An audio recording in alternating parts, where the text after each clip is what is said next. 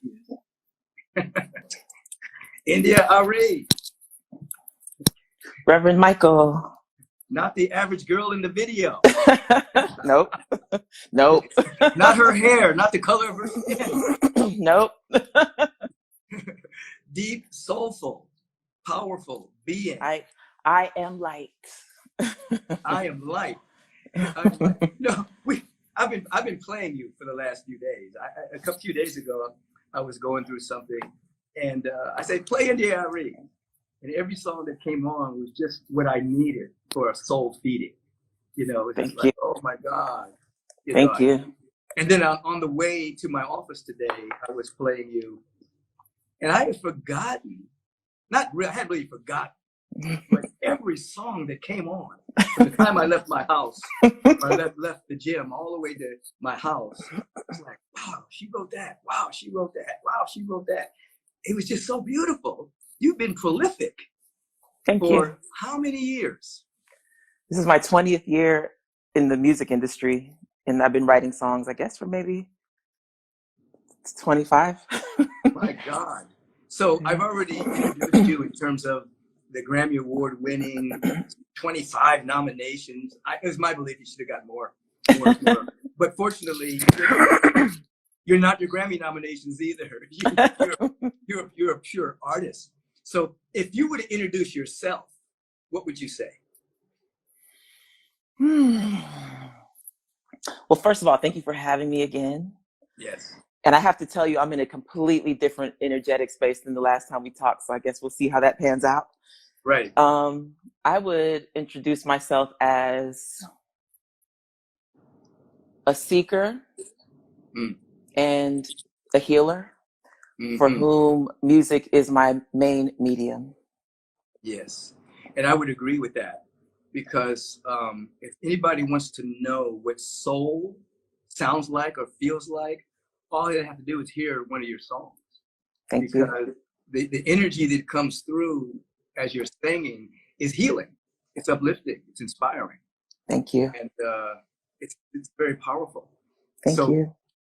When you say you're in a different space, last time, I mean, there was a lot of stuff going on, obviously. You know, Ahmad Aubry, George Floyd, Brianna Taylor, protests in the street that are still going on, pushing the needle forward towards justice, towards reform, towards policy change, towards putting the right people in office. That's still happening. I mean, obviously, many people are kind of fatigued thinking about it, but we're just getting started. I mean, we're at a starting point, not at an ending point.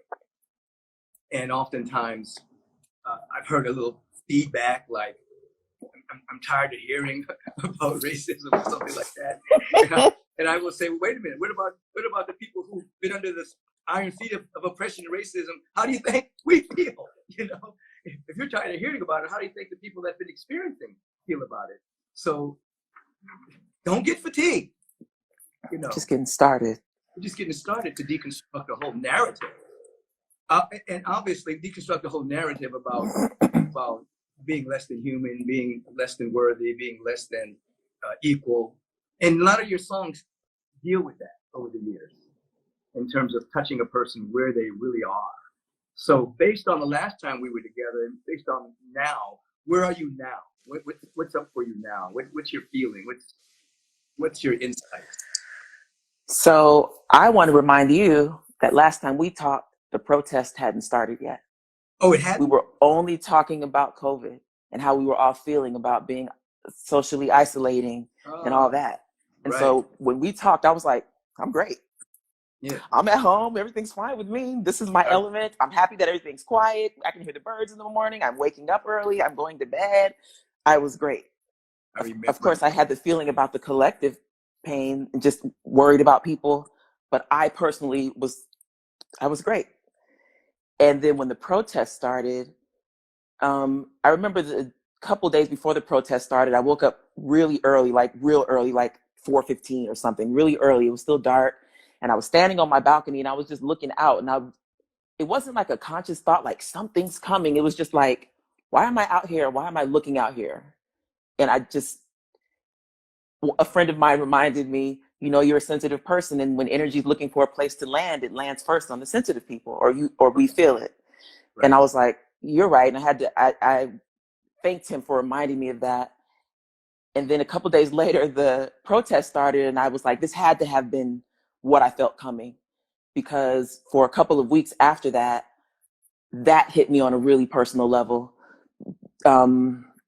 Watching so many people in pain, and also stirring up my own stuff.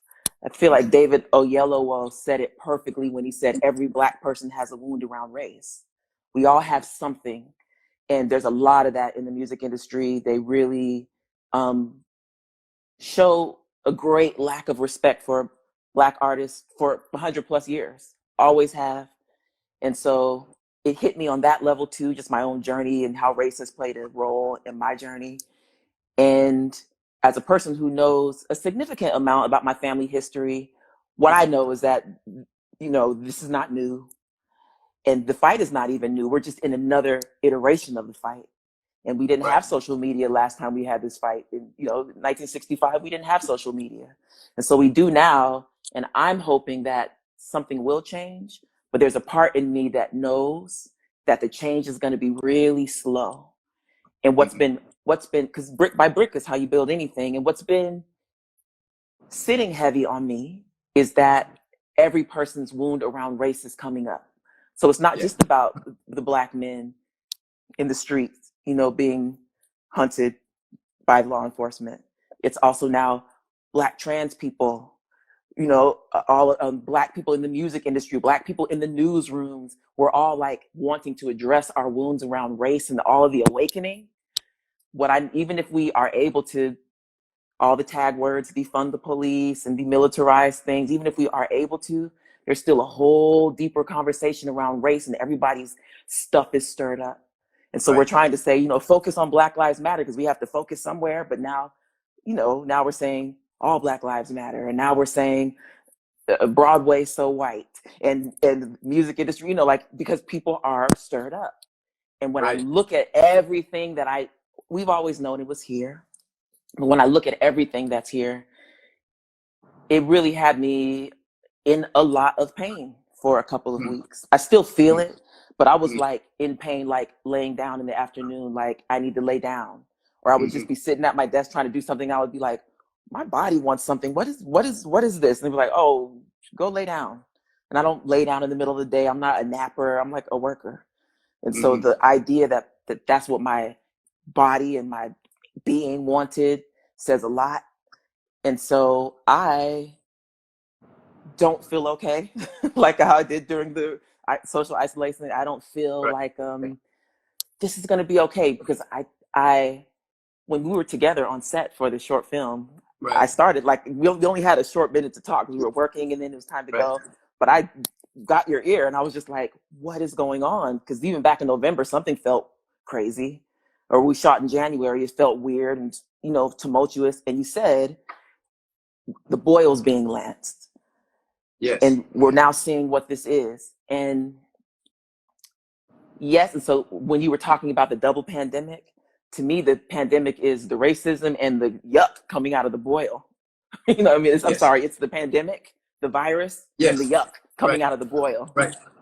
And I said to you on set, I want to believe that this is a good thing.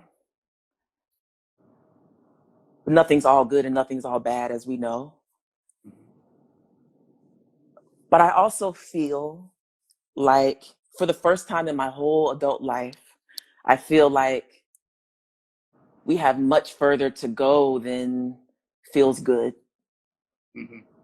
Because there's so much to do. And somebody said to me, because I actually am happy that we're talking, because I wanted to run this past you.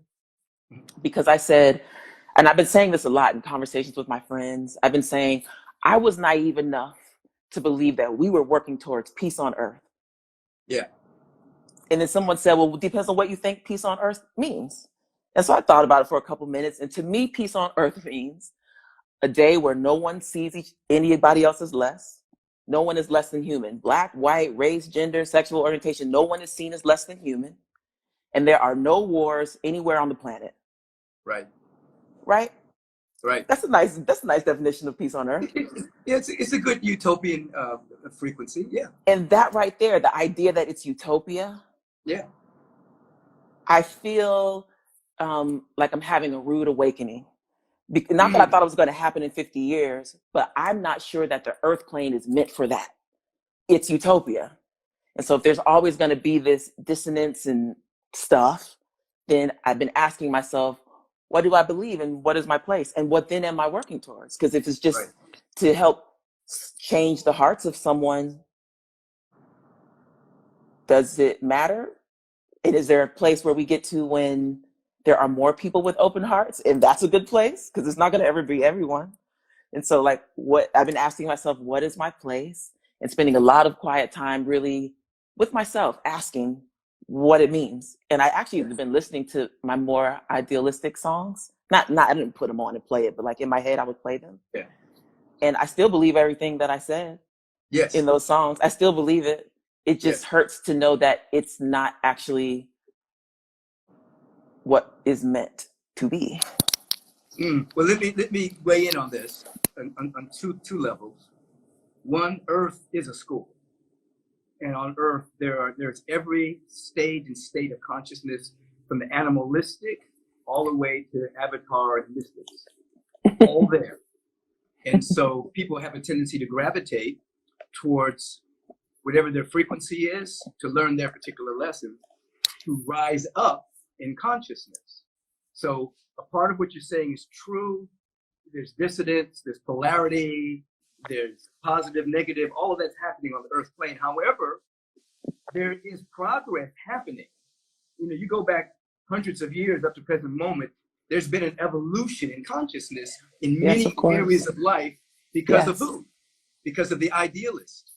Because of, I like to say, you talked about maybe you were too naive. I wouldn't put yourself down for that. I would say that we have to be consciously naive, not just naive, but consciously naive, to actually believe we're making a difference, to actually believe that we can have peace on earth, actually believe that everyone can have all of their needs met, that justice can prevail, because to not do that, and it doesn't take courage to resign oneself to the status quo.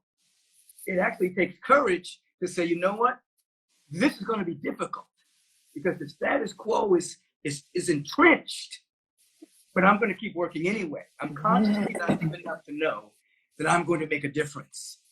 And that, I believe, is why the needle is being pushed towards progress, because there's been people consciously naive that they could take down apartheid, that they could take down segregation, that they could change the laws, that they could have black people vote, that they can have women vote, that women can be equal to men, that black men can be equal to white men. People were idealistic enough to actually think that's possible. And so I think we're in the same kind of situation. And the thing about it is, as I said, in terms of lifting the veil, we can see better the negativity. It's not that things have gotten worse. We can see it more clearly. You know, it's like, it's now, as you were saying earlier, it's a part of our conversation, whereas before it wasn't polite conversation.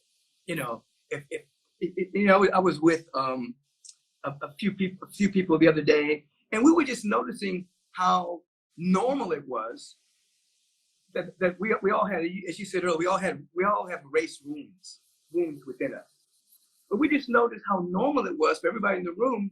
Everybody had stories. Every black person in the room had stories about being disenfranchised, being fired, not being hired, being talked about, being lied about, stopped by the police, whatever it was. There was not one person in the room that didn't have that experience, and it had normalized itself within us on how to deal with it. You know, some people deal with it one way, some people deal with it another way.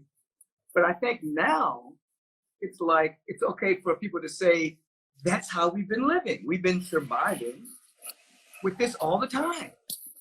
And now that it's up, there's a possibility of a sea change. Particularly now, even you have your mass media acknowledging it. Not that they're going to stay on the course for any length of time, but So I want you to stay I want you to stay naive, but I want you to stay consciously naive. So there's resignation. I give up. This is never going to change. What I do doesn't make a difference. That's resignation. There's no courage in resigning oneself. And then I'm consciously naive enough to know that this is going to be hard. And as I've been saying recently, it's not a sprint. It's not even a marathon. It's a way of life. That this is how we have to live our life, because there's no ending, there's no finish line in our lifetime. We're planting seeds for the next generation and the next generation to keep lifting the frequency and the vibration of the planet. So just as I was listening to your songs for the last couple of days and it gave me an uplift, you got to keep doing what you're doing.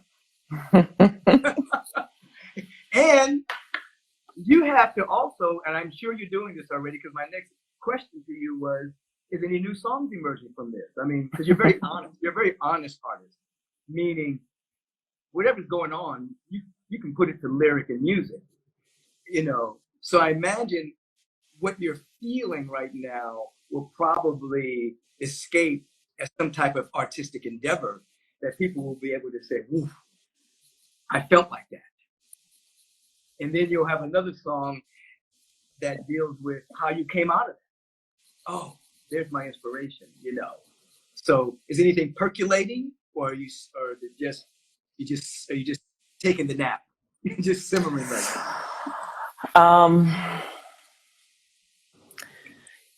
You said so much, but there's one piece that I just have to say, that when we were saying, because last time we talked about this, we said there's no finish line in our lifetime. Yeah. And what I'm awakening to is that there is no finish line. This is the work. This is what it means to be human. This is it. Right. There's always going to be something. And so when I ask where I can best serve, it's a new conversation, because I really thought, no, we're working towards peace on earth. That's it. That's the finish line. Is what we're trying to do. And so I would sing songs from that place. Like, how can I change the hearts of as many people as possible so that they can start seeing each other as equal, basically. And they can love themselves enough to love themselves. They can love other people. And so even when I say that, that's still what I want to do. I also have been asking, what's the more specific space where I can best serve? And I don't have an answer to that yet, but I come from a long lineage of activists. And so I've been thinking about my grandmother, Ernestine McMullen, a lot, who taught herself everything she needed to know about the government, became a drug abuse counselor. She was born in 1933 in the South, basically had no education, had 8 children by the time she was 27, but still was a drug abuse counselor, was running the whole center by the time she retired, helped people get, like, all kind of drug addicts and low income families get their government justice. What do they call it? Government. The government, when you go to the government, social services? Yes, get the social services for a lot of people in her area in Lansing, Michigan. Yeah. So she was running it. She was a super delegate when she passed away. And so I think about her a lot. She ran for Congress. Like, I think about her a lot these days, because I'm like, so what part of that is time to awaken in me? Yeah. What part of it? And one of the things I'm learning, and have known for a long time, but am maturing out of and into something else, is being overly diplomatic. That's one of the things I've done for most of my life. I've been overly diplomatic and a lot of times too nice, and seeking harmony at all costs. And sometimes it's time to argue. Sometimes it's time to yell. Sometimes it's time to tell people how you really feel and try to work it out. You can't just seek harmony. You can't just hold things in. I can't just be overly diplomatic all the time. And so seeking balance with what it means to be a fighter and a peacemaker in myself. It's not everybody's journey, but it's mine. And so when to answer your question about the songs, I haven't been writing songs. For the first few months of the pandemic, I wasn't singing at all, not even in the shower. Like, no singing, because I was just tired from 2019. And then now what I feel percolating, I'm not just taking a nap with the music. I was not even singing. Now what I feel percolating is asking myself what it looks like when I allow my shadow side to express herself through music. Mm-hmm. I don't even really know what that means. Not that I have never done that, because I talk about the hard things in my life. I just have always done it in a beautiful way, where sometimes I have to decode the songs for people who like the one criticism that I have always gotten over my career is that it's all love and light and it's all too positive. And I would say, not when you really listen. And so sometimes I have to decode the songs for people. But now I'm wondering what it feels like to not even hide the shadow, like to just let her express herself. And somebody said to me the other day, which I thought was a perfect example. They were talking about Nina Simone, who, we love, but remember we don't remember. We see her from where she ended up, right? Right. But what we forget is that she started off playing cocktail music. Right. Like, jazz standards. She was a quintessential jazz standard singer. She played prodigious piano and sang these jazz standards. And then when she joined the civil rights movement, that's when she started singing those songs that, like when she was, goddamn. That's when, and have you heard the story that she said the way she had to sing that song, it changed her actual physical voice. Like her voice was never the same. Wow. And so we know life will do that to us. We go through things that change us forever because life and being human. And I'm wondering what the music of my shadow side sounds like. And so it's percolating. And I had a conversation about this just last night with one of my favorite collaborators and producers. He did my last album, Worthy. He did my meditation album, Songversation Medicine, and he did my Christmas album. His name is Aaron Lindsay. Mm-hmm. And he said, I was like, what do you have? I want to write something. The fact that I'm even saying this is big, because I was like, maybe I'm not writing any more songs. I don't know. And so he said, well, I don't have anything that I think is you. And I said, don't think about what you think is me. And he said, what do you mean? And I said the same thing that I just said to you. And he said, oh, I got some stuff, and sent me like stuff right away. Because once he stopped thinking about who he thought I was. Right. And so last time we talked, you asked me, what am I taking out of this quarantine? And I said, I have a new relationship with sleep and with the morning time. Mm-hmm. And what I'm taking, we're still, what we know, like you said, this is just the beginning. It's not just the beginning of the fight for racial justice or this new fight for racial justice. It's also the beginning of so many other things that we all are feeling are to come. Like this is about to be an interesting 5 years or something, 10 years or something. What I'm taking out of this time, though, just where we are now, is a new relationship with my instincts and my intuition, because I'm listening closer to what my soul is telling me, because I've had time to listen closer. And some of this stuff is very uncomfortable. And that's when you know it's really your soul talking. Not harmful, but uncomfortable. Like, so what does your shadow side want to say? And what does it look like to tell somebody no? What does it look like to go to your lawyer and say, I might want to have a legal conversation about racism in the music industry. It might be time. Like, what does it look like to be that person? And so I have a new relationship with myself overall, which is to be expected because everything's changing. So we are everything. We comprise this world.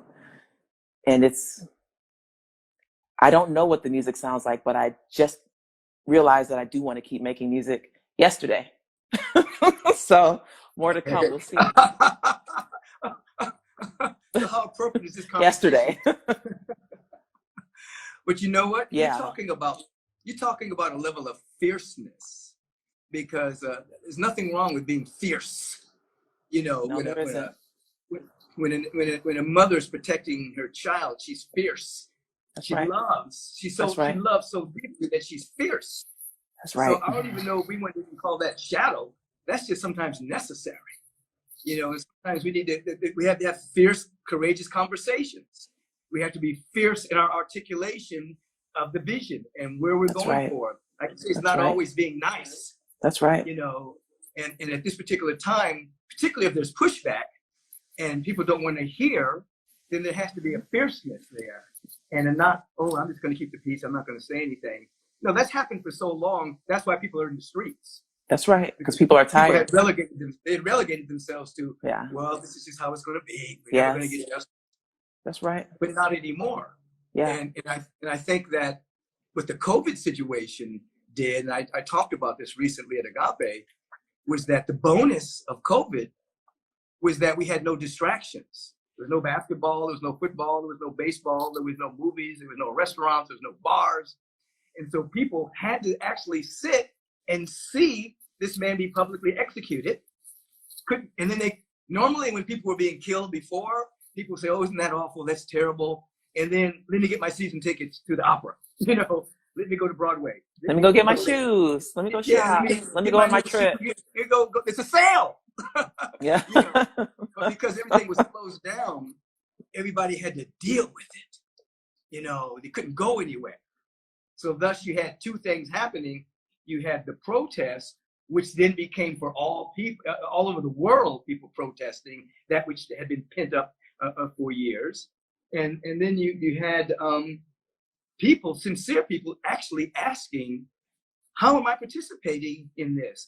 Am I really a purveyor of white privilege? What is it? And people, sincere people were saying, I want to know. So you had people listening for the first time in a long time, and then you had people that were pent up, finally having a fierce voice. Like, no, we're not taking this any longer, putting their life on the line, being shot with rubber bullets, maced, arrested, abused, or basically doing their constitutional rights, which was, we have a right to protest. And then you have the person that occupies the White House trying to label them as thugs, just moving them out the way to go take a picture, with the Bible that he doesn't read, So so I don't want to in any way talk about the fact that we can't be fierce. We can be fierce and we can be powerful and we can say the truth, and that's a good thing. So that's what's being integrated in you and in your music. Fantastic. Pull on the vibration of Nina Simone. Why not? She's always been with me. I think that I'm also being pulled in two directions because I'm dealing with my disappointment in humanity and my own growth. And so it's like, we've been trying to say this. We've been trying to say this. We've been trying to change the shape of people's hearts. We've been trying to say we don't have to go here. It doesn't have to go this way. We've been trying. And it still has to go here. People still have to lose eyes in the street just to say everybody wants to be treated as human. Right. And so my disappointment around that too, not just that things haven't changed, but also that the yuck coming out of the boil is so much, and even though we were trying to set a new vibration, we've been trying, a lot of people that spent their whole life. My grandmother was trying to set a new vibration. That's what we all were trying to do. And so getting over my own personal disappointment and also growing into a fiercer woman, human being is a lot. I have a lot happening inside, and I like it actually. I'm comfortable in like intense emotional space. It's part of your wholeness. Yeah. I would say I am whole. Yeah. The way I maybe just a little out of balance, but I do think I am whole. Yeah. Sometimes you have to go to a certain extreme in order to balance back. It's like a person who's not, I'm not talking about you, but sometimes if a person is not in touch with their emotions, they've atrophied. Then when they do come up, they come up very, very massive. Or if a person has been very emotional, then sometimes they have to go to the other extreme and be quiet and just listen. That's me. Mm-hmm. Until there's a proper order of things. Yeah. I've been teaching also that a lot of what we're witnessing is because people have been praying and meditating and visioning. Yeah. It's like the field has been seeded with possibility, and the prayer, meditation, that's not a neutral, sweet little thing. That when a person goes into real prayer, like your grandmother probably did, like Fannie Lou Hamer did, you know what I mean? Like Harriet Tubman did. When you go into a deep prayer, that's powerful. It's not just, oh, I'm praying to God, I hope everything is okay. But it's not that kind, but an actual commitment to having an encounter with the presence of God. things change. First of all, they change in the person. And then the field is seeded with that power. And I think over the last 30 or 40 years, there's been so many people that's come into meditation and prayer and the sacred that it seeded the field. So this had to happen.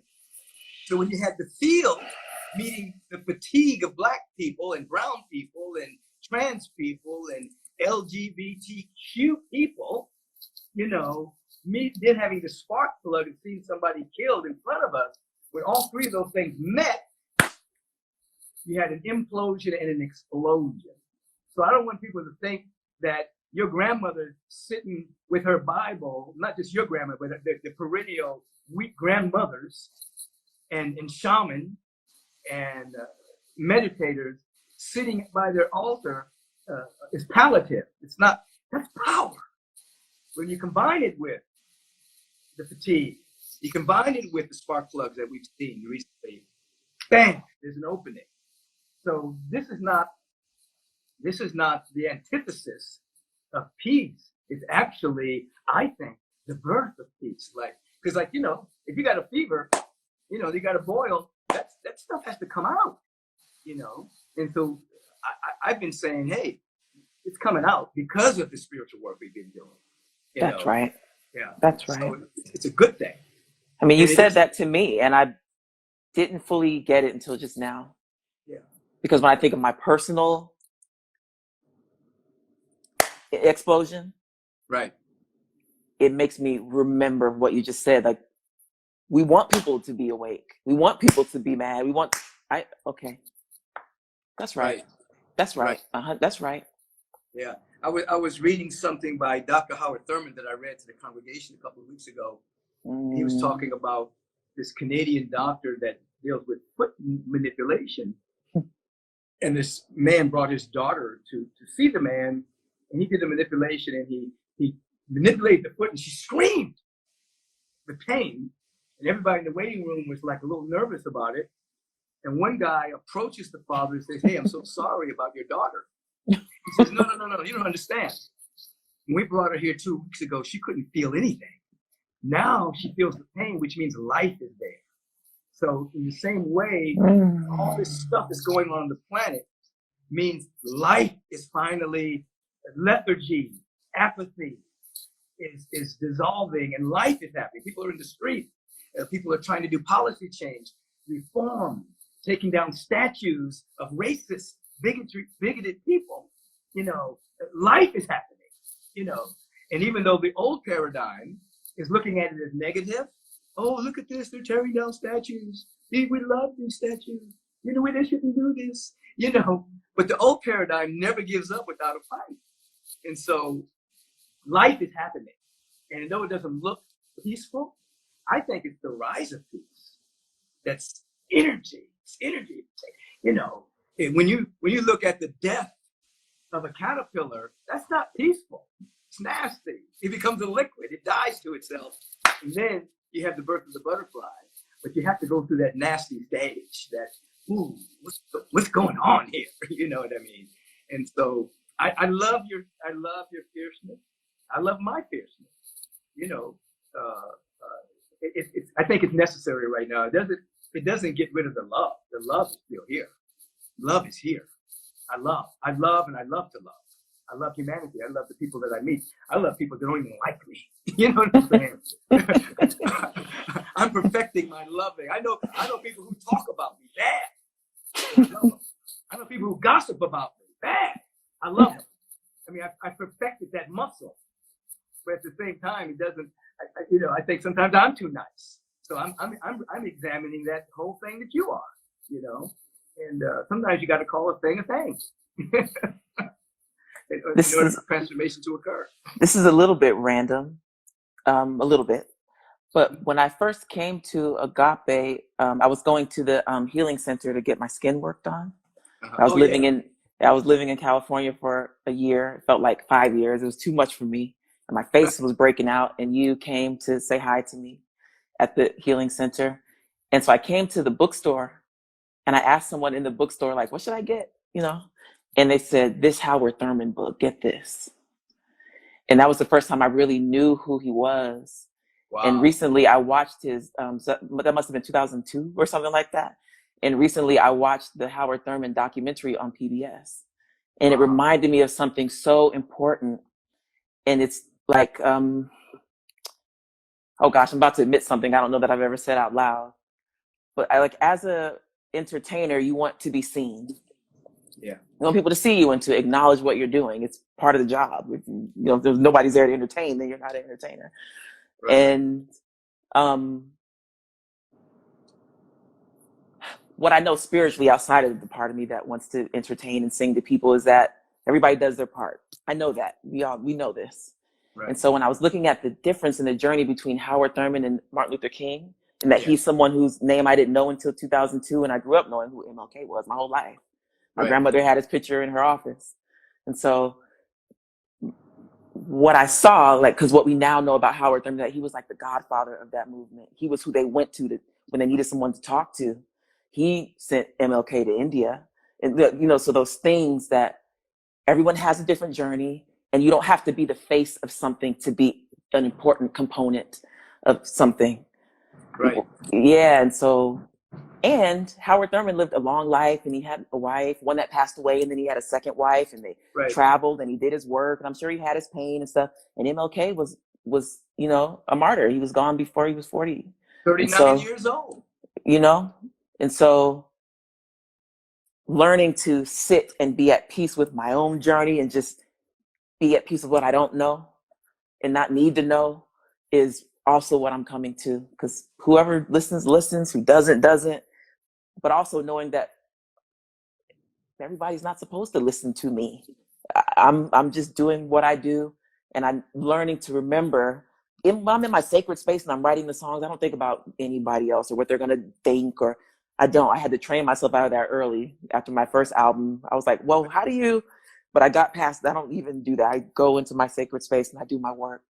But then once it's out, trying to market something and let everybody know it's out, and I have a new album coming out and all that stuff, it's so hard. It's like unnatural. Yeah. And not that I don't want to unnatural promote for an artist. That's somebody else's skill set. Right. But then they want you to do it. They want you to be soft enough to be an artist and hard enough to be like a marketing guy. Yeah. Yeah. And so I'm coming to balance with all of that too. Just a whole much longer conversation, but just figuring out how I want to do this thing overall. Like we talked about more fierceness in the music, and I do agree that is a better word than shadow. I mean, I think shadow is an internal word for me. Yeah. So I like fierceness. And I also think that even in how I approach myself as a public entity and the work that goes into it, looking at it just from fresh eyes and remembering that there's a Howard Thurman and there's an MLK. There's always someone else. We are all one hand, two hands. Right. And everybody has their gift. Everybody, I appreciate the fact that you appreciate Dr. Thurman. I met Dr. Thurman. I stayed in Thurman Hall when I went to Morehouse College and had conversations with him. What? And Dr. Thurman, he's a part of the DNA of Agape. I used his books and other people's books as the foundational piece to build Agape. And so Dr. I'm sorry, I'm trying to be calm, but that is exciting. Yeah. That's exciting. I got Thurman stories, okay? And I'll tell you one story. As a freshman at Morehouse, I'm 17, and we had a mandatory assembly. And there was this man by the name of Dr. Thurman that we had to go listen to. So I'm 17, about to be 18 years old. And I don't know that much about him other than I was staying in a Graves Hall that I was about to be transferred to Thurman Hall.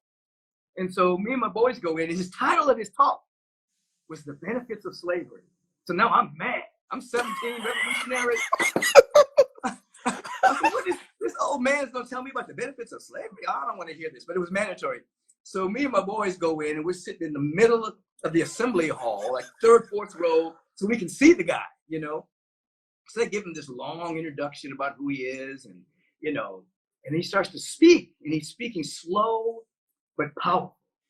And he starts to talk about the African, this African in his indigenous space before slavery, this African in his space, rivers, oceans, trees, and how how natural it was for him to be in this abundance. So he wasn't over romanticizing the African, but he was talking about the development of the African man, African person.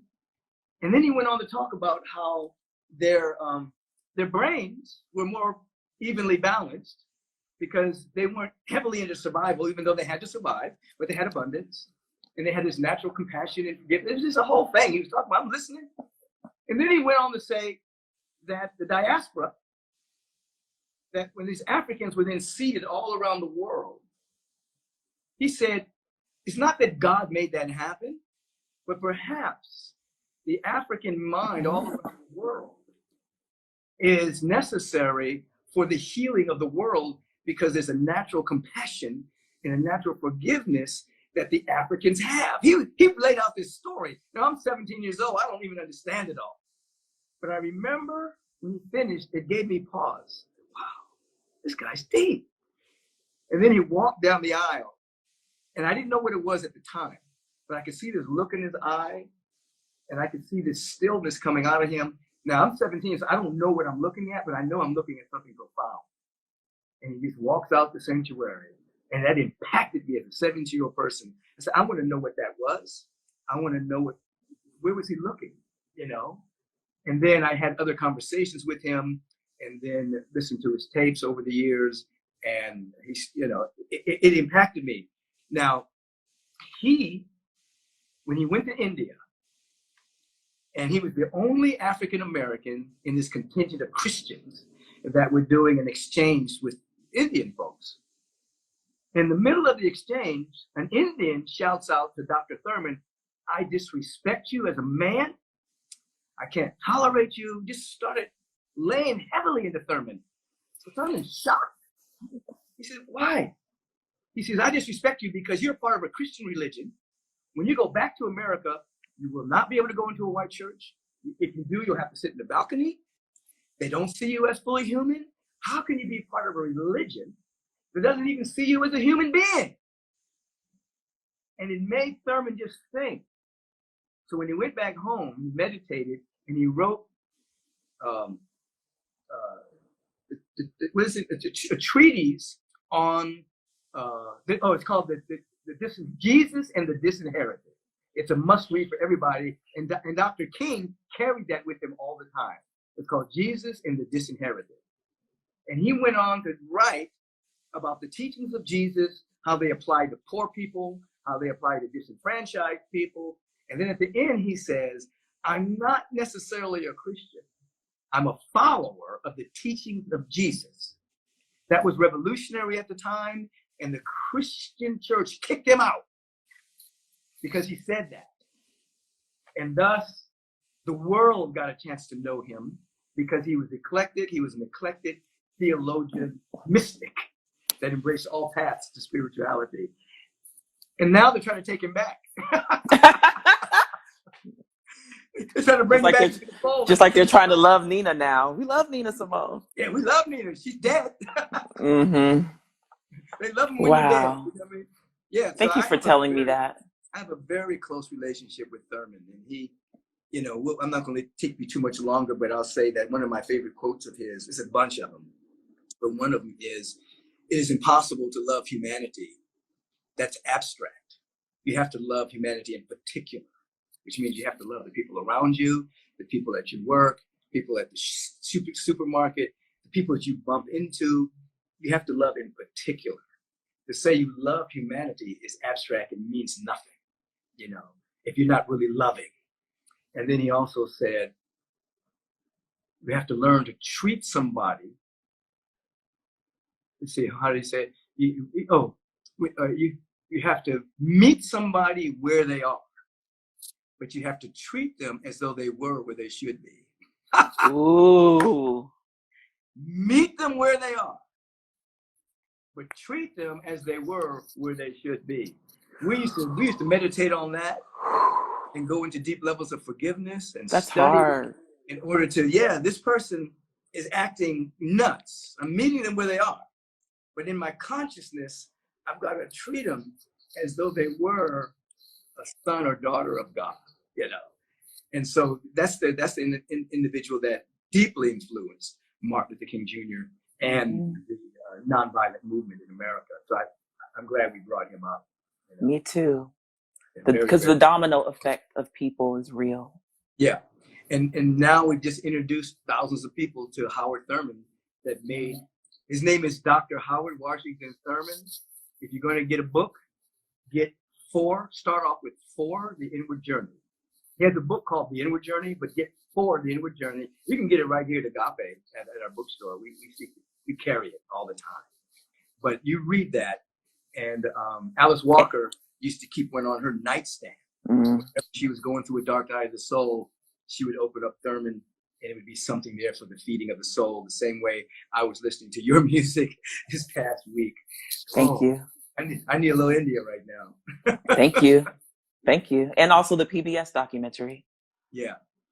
It's so good, because just to see his face and to watch him age and see him at different ages talking, and it was so good. It ended, and I went right back and played it again because I just wanted to watch again. I think I'm gonna watch that. It's good. Yeah. So what haven't we covered today? Anything? Is there something? I know you've been cocooning and you've been working with. Is there anything we need to know about that you're doing or about to do, or any of this is, whatever you want to tell the folks? I have 3 things on my mind. Mm-hmm. One, I want to thank you for saying that you listen to my music when you need an upliftment. Because if someone like you, who's uplifting so many people all the time, gets something from me, then it reminds me that you don't always know how you're reaching people. You don't need to always know. Right. So I needed to hear that today. I need to hear it a lot these days, as I'm shifting. And also, I have a podcast. It's called it's called Songversation, the podcast. I'm on episode 22. I've been doing it for a year and a half, so 22 episodes is not a lot for some other people, but that's a lot for me because I move slow with things. And I've done a couple of them just straight to camera on my Instagram page, just because I just wanted to draw people into the podcast. Right. And so there, you can look at my Instagram page. There's a few of them there. And also, if you look wherever podcasts are heard, my podcast is there. And then also, there's a short version of the short film that you were so kind to be in with me called Welcome Home. I did a short edit, so it's more like a conventional music video, so just a 5-minute music video. So it's called the Crazy Official Music Video. That's at the link in my bio too, or on the YouTube. And did I make the cut? Oh yeah, you made the cut. Okay. No way, we didn't have you in there for no reason. Oh, your whole thing is in there, everything except for the talking at the end. That's reserved for the movie, but yes, you made the cut. You are the cut. Also, last time we did 2 things that I loved. One is I sang a little bit, and 2 is you prayed for me. So I was wondering if we could do these 2 things before we go. Oh, absolutely. We'll close it off just like that. And let me just remind people that make sure you can get my app today. You just go to michaelbbeckwith.tv and download that, and then go to the App Store. Beckwith Inspired is how you get it. Or you can go to my website, michaelbbeckwith.com, and do it that way. But I'm about to put in some new material inspiring, and you can sign up for free, by the way. You can up level if you want to, but you can sign up for free and get a lot of things that will be about inspiration, education, and transformation. So what do you have to sing for us today? I was thinking about this song that I was telling you I was kind of processing, and I still believe all the things I sang. Some of the things I sang about relationships, I don't believe, like romantic relationships. I don't believe some of that stuff anymore. But all the stuff I sang about the humanity, I still believe every word. So there's a song that came to mind today. And last time I was really singing. This time I'm going to do my best to sing, but it's really more about the words. So everybody listen closely to the words. This song is called One. Billions, billions live their lives that Muhammad, Krishna, or the Buddha are the way, and billions believe it's right to say in the name of Jesus when we pray. And we are a human kind of 7 billion. So many different races and religions, and it all comes down to one. Some say God's a him, and still many believe that he is a her. Does God live in our hearts? Or is she somewhere out there in the universe? We are a human kind of 7 billion. So many different races and religions, and it all comes down to one. How far will we have to go before we learn the lesson? Gandhi was a Hindu, Martin Luther King a Christian. Regardless of religion, they knew love was the mission. And it all comes down to one. Is there no God at all? Or a pantheon of gods up in the sky? We can heal our broken hearts if we can give up the desire to be right. 'Cause we are a human kind of 7 billion. So many different races and religions, and it all comes down to one. Whether you are red, brown, yellow, black, or white, a man with a husband or a woman with a wife, we can debate until the end of time who's wrong and who is right. Or we can see ourselves as one. 'Cause it all comes down to love.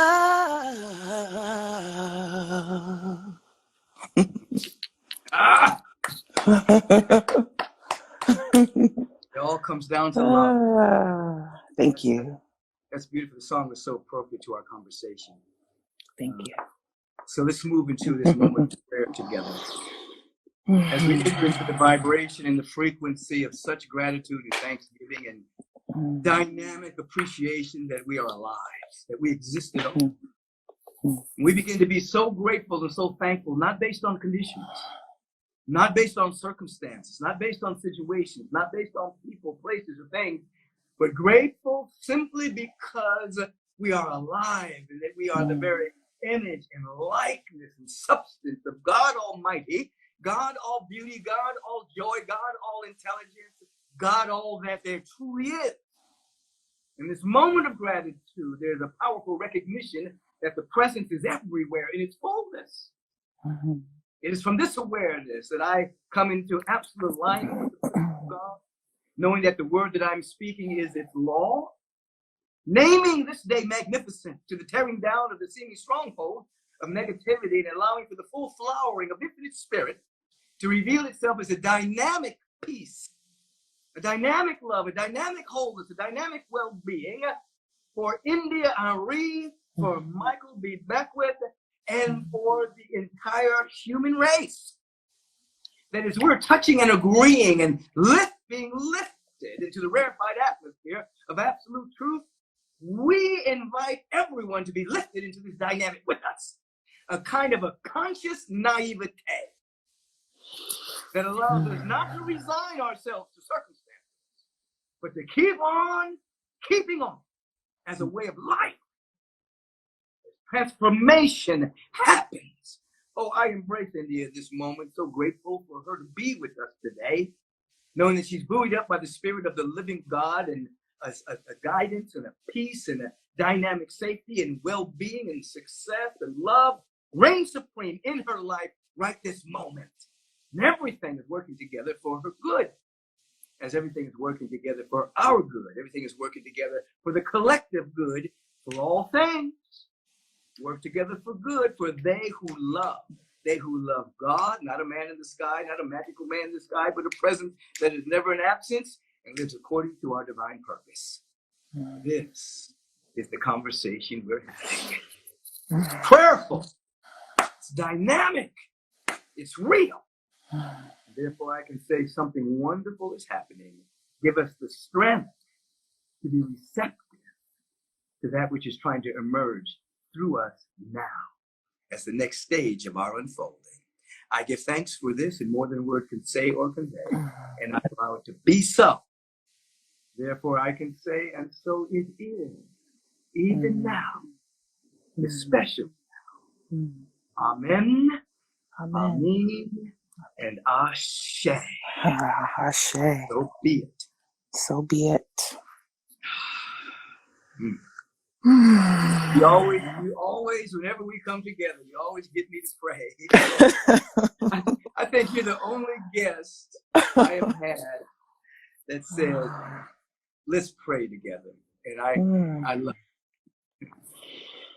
So India. Thank you. Thank you. Thank you. Thank you for being with us again. So in a few months, maybe we'll have part 3. Okay. See where we are. To see where we are it. and what's unfolded, what has not unfolded, and what we need to do to keep it unfolding. If you want another awesome video in our Black Excellence series, check out the video right there next to me. I think you'll enjoy it. Continue to believe, and I'll see you there.